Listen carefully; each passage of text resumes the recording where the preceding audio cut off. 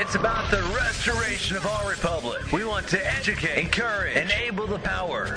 We stand for integrity, honesty, self-reliance, self-defense, and most importantly, no compromise on our foundational principles. This is America's Voice Now. Find America's Voice Now on Facebook and at americasvoicenow.org. Here's Michael Evans.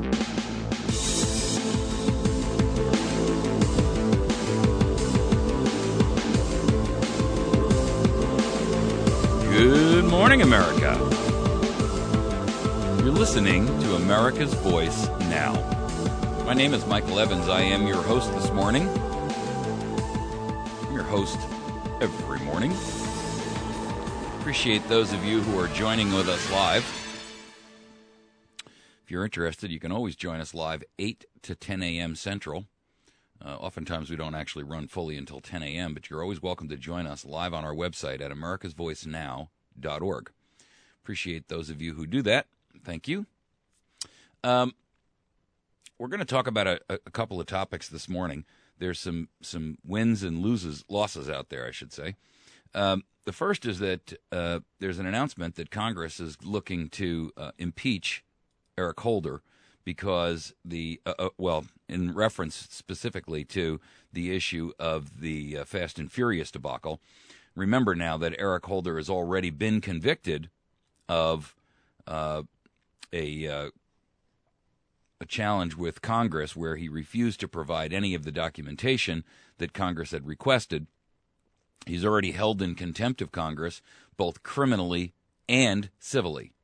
And in addition to that, you know, if you don't remember, the president has exerted executive privilege over the documents that were requested in an attempt to essentially give him backing and protection from their evaluation.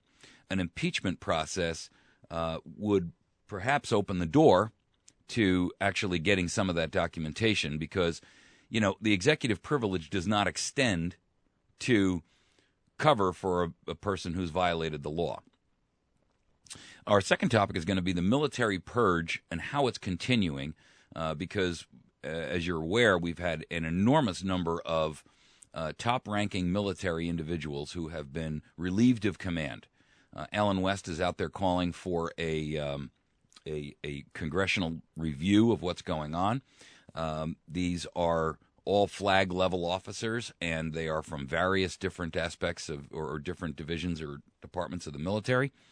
And I guess the question is, hey, Congress, what are you waiting for? My biggest concern, of course, is that, you know, Congress they really appear to be completely impotent when it comes to virtually anything to do with their authority to review and modify what's going on in the country.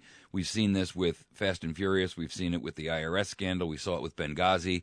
And quite frankly, we'll be lucky if they ever actually even hold a hearing related to these generals being fired. The real question is, who is the person behind all of these? And there's a lot of speculation out there, and I will admit it's speculation, but that Valerie Jarrett may be behind a lot of this purge that's going on. Valerie Jarrett is a very shadowy behind-the-scenes figure in the administration. A lot of folks don't even know who she is. They've heard her name, but they really don't understand the deep depth of her depravity, quite frankly. I would strongly encourage you to take a look at what the issues are with Valerie Jarrett. Do some homework and investigation on your own. Don't take my word for it. You know, as a critical thinker, your obligation and your duty to yourself and your family and those in your circle of influence is to be knowledgeable about what's going on. And the only way to find that is to understand who the players are and what they're doing, to read both sides of the issue and educate yourself about what's really happening, then make informed decisions, and then take that information and pass it on within your circle of influence, however big or small that may be. You know, your influence circle may be as small as a couple of people at work. Maybe it's only your own family. But it does matter, and every contact, every touch matters. So we're going to talk a little bit more about that. Our third segment is going to be Colorado and the secession vote. Now, it's very interesting. Colorado, just before the election, and as you know, Tuesday, There were a lot of elections held in reference to the Virginia race and the New Jersey race and so forth and so on for governors.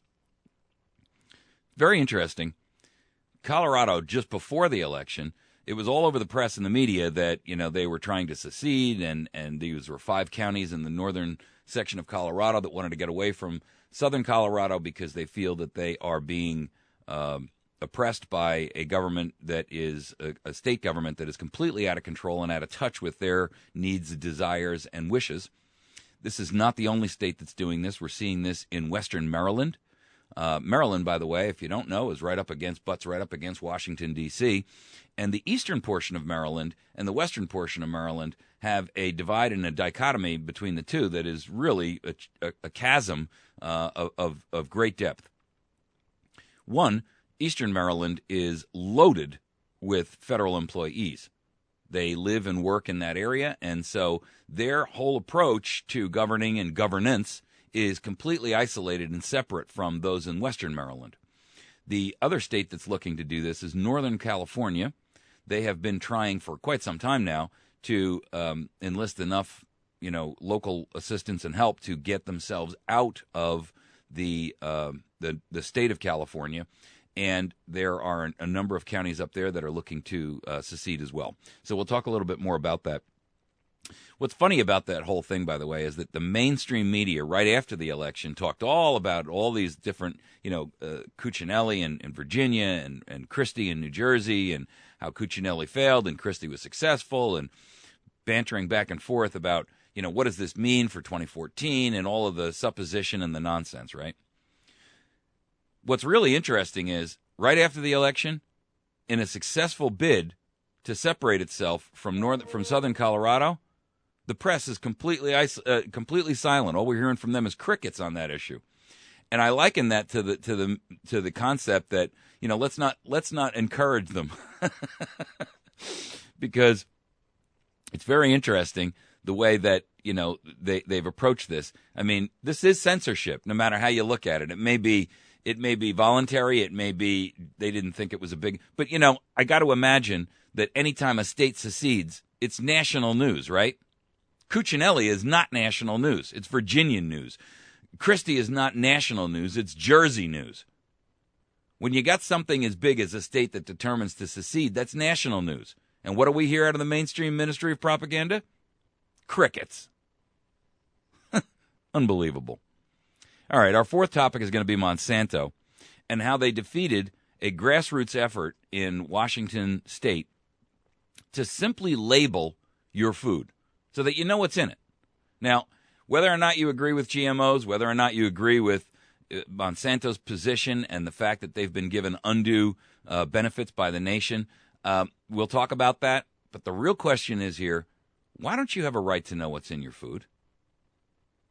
That's a basic question that everyone should be asking themselves. Monsanto spent $22 million to accomplish this. And here's the most important aspect of it. 550 of it came from Washington citizens. $550. Out of $22 million, the rest were agri-tyrants. We're going to talk a little bit about that. So let's jump into our first story this morning. Congressman Ted Yoho from Florida. I would have thought with a name like Ted Yoho, he'd be more like from Philadelphia, maybe. But anyway, sorry, that was my brief attempt at humor. He has been talking in Florida. He's out of Florida. He's a Republican. And he's been discussing with the supporters and his constituents down in Florida that they're looking to essentially draft a resolution to impeach Attorney General Eric Holder. Now, personally, I couldn't think of a better application of congressional authority than to get this guy out of office, stop him from doing the damage that he's doing to our nation, and remove a significant pin in what's holding the Obama administration together. You have to recognize that Eric Holder and the Department of Justice are the parties that are responsible for appointing and assigning any special prosecutor that would be used for anything like Benghazi, Fast and Furious, IRS scandal, NSA scandals. So you have to recognize that because they're the sole responsible party to appoint a special prosecutor, you're never going to get a special prosecutor that's going to be worth their salt. You're not going to get somebody objective. You're going to get somebody who Eric Holder handpicks, who's going to, of course, whitewash the entire thing. And so, and I don't believe, everybody can sit out there and say, well, wait a second, that's, you're painting with a broad brush. Guess what? We've got enough evidence at this point that I think we can begin to paint with a broad brush some of the issues that are going on here. We know that Eric Holder has refused to investigate a lot of what's going on right now in our country that is literally tearing this nation apart. And so I don't think it's too much supposition, if you will, to say that we would have an expectation that if Eric Holder were to appoint a special prosecutor, it would not be someone that the rest of us would look at and say, here's an objective man or woman. I just don't see it. And you see, the reason why a special prosecutor is so important is because, while Congress has the power, the House has the power of subpoena, they don't have the power to actually criminally charge anyone. And so what we've got is these long-winded hearings where everybody showboats and everybody sits up there and they get their 30 seconds of fame in front of the camera, but nothing actually is accomplished. I mean, look at what's transpired here in the Fast and Furious scandals. A couple of people were shuffled around. Nobody got fired. Look what happened in Benghazi. A few people got shuffled around. Nobody got fired. We still haven't even heard from the vast majority of the people who were actually present there. I mean, the government has gone so far as to move them around the nation and hide and change their names to prevent them from being exposed and called before Congress for hearings. The Department of State is acting as if they operate outside the congressional control and authority of Congress. I mean, it's unbelievable. This stuff is so basic in your constitutional understanding that it's inconceivable to me that they think they can get away with that. What's worse is that America's letting them get away with it, and so is Congress, and so is the Department of Justice and everybody else involved. There is no watchdog who's watching after anybody. The mainstream media is basically giving them cover, and so we as the American people are left here sitting wondering, what happened? I mean, it's shameful. It really is. And instead, Eric Holder goes on these social justice rants that he expends extraordinary amounts of money and persecutes and prosecutes states for things like trying to protect their border that the federal government has abdicated all responsibility on. Let's remember that the border is one of the actual few enumerated responsibilities of the federal government.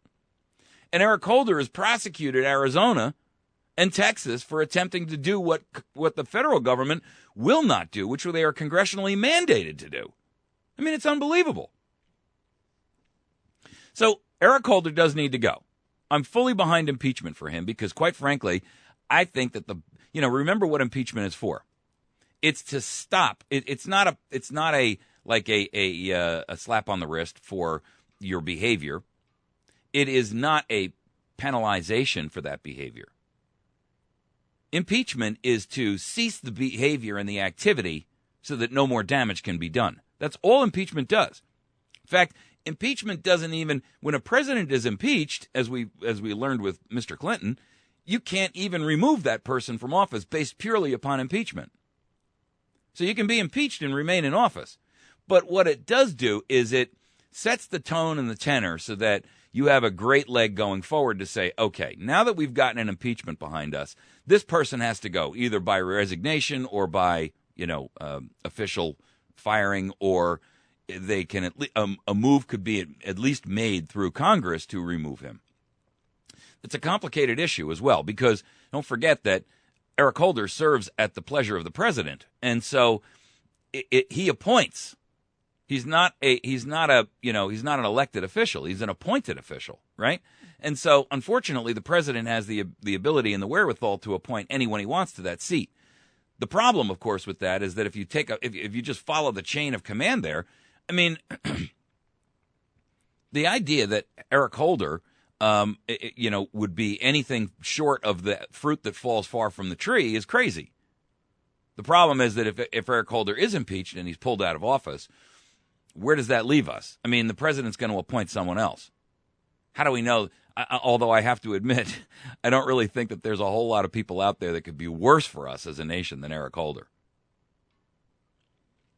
They're going to try to do this when they get back to Washington, and they're going to try to do it before the end of the year, which means that it's imminent, right? I mean, here we are in November already, so you're talking about November and December. They want to do this year.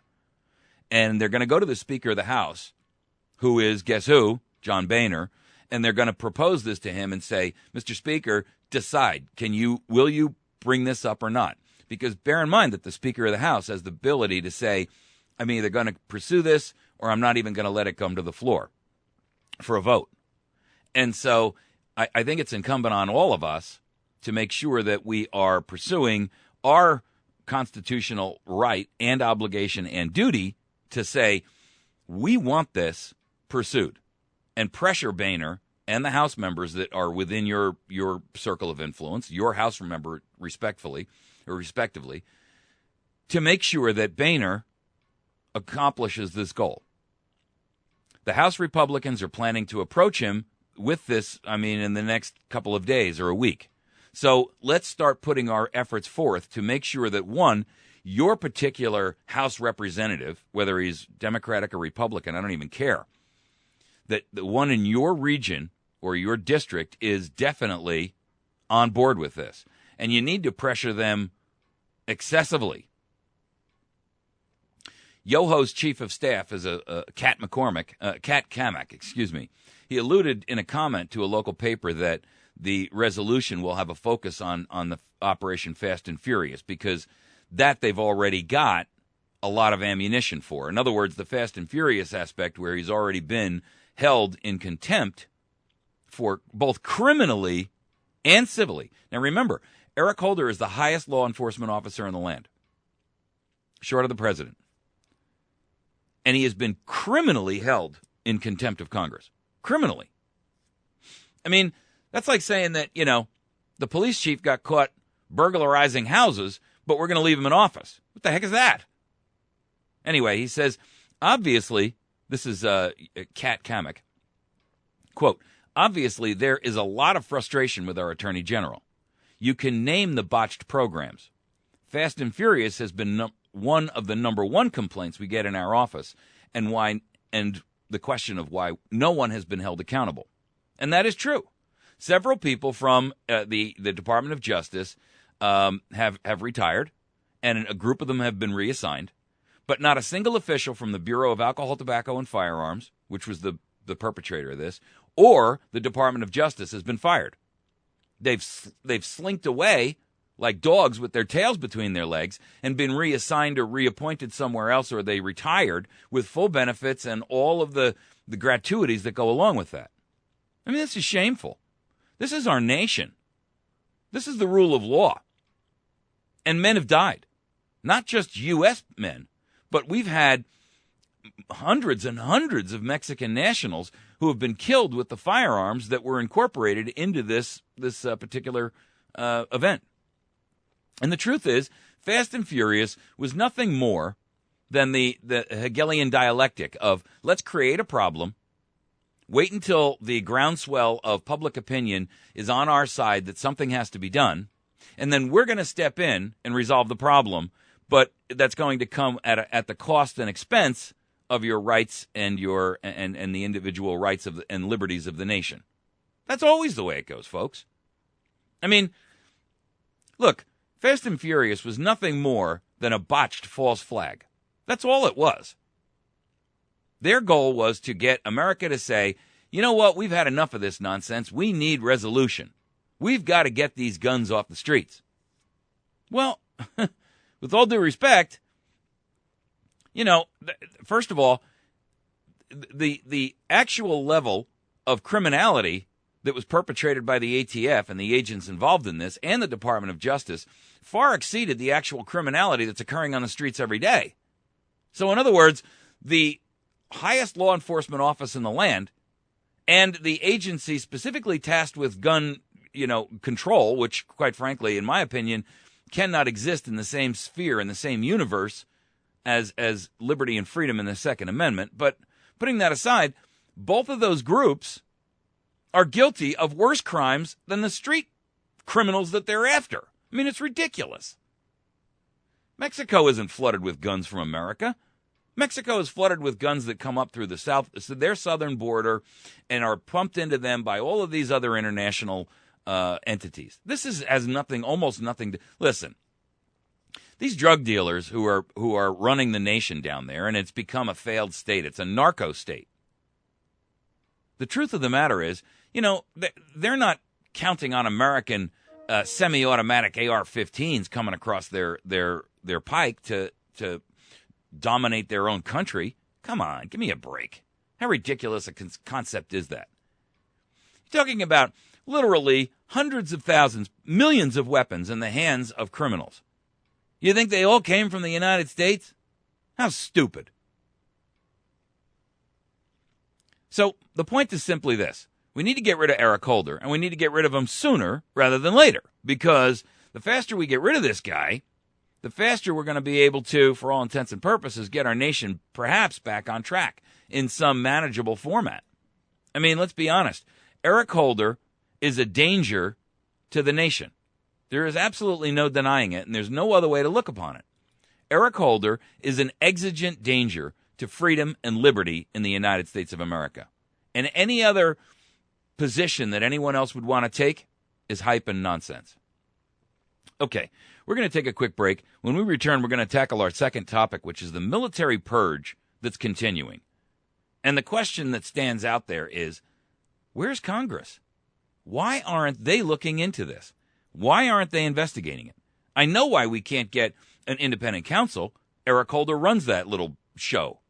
But why can't we get Congress to say, hey, we need some explanations for so many of these flag officers who are being removed? And to be honest with you, the numbers now are somewhere, the estimates are now somewhere in the range of 200 senior executive military have been purged out of the military. What the heck is going on? And who's behind it? That's what we need to know. What's going on and who is behind it? And that's up to these con men in Congress to find out. Now, Alan West is asking for a probe. Unfortunately, I think the only thing that these knuckleheads over and these knuckle draggers over in D.C. can probe is each other. But, the reality is we need somebody to get on the stick. You know what? We're becoming a failed state, America. We're becoming a failed state. We're not vastly different from Mexico. They're a narco-failed state. We are a fascist failed state. We're going to take a quick break. When we return, we'll tackle that topic. You're welcome to join with us on our website at americasvoicenow.org. Please visit our Facebook page and like it. You can go there by going to Facebook.com/America's Voice Now. And remember that Facebook page is not a personal page. It's a public page. So even if you don't like Facebook because you're afraid of Facebook, and I don't blame you, it's a page you can go to and you can look at and you can review all the stories there. You can't comment, but you can participate. You can also see every video that we do on our YouTube channel by going to youtube.com/America's Voice Now. Simply remember the phrase America's Voice Now, and you can find us all over the place. Type it into any browser, you'll see a dozen links. All right, we're going to take a quick break. We'll return in just a moment.